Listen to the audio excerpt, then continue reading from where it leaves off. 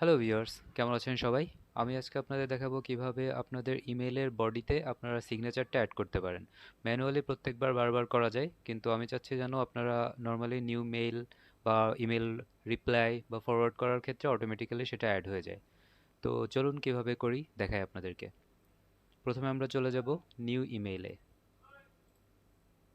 দেন এখান থেকে সিগনেচার।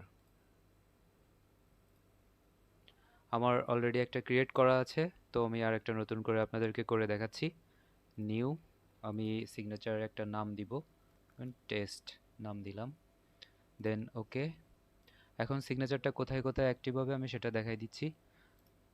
যেমন আমার নিউ মেসেজের ক্ষেত্রে এই সিগনেচারটা কাজ করবে, এবং ইমেল রিপ্লাই অ্যান্ড ফরওয়ার্ডের ক্ষেত্রেও এই সিগনেচারটা কাজ করবে।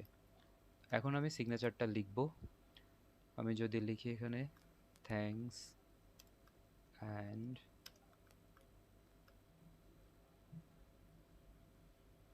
Regards,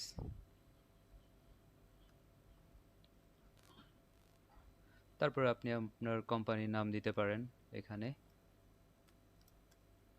phone.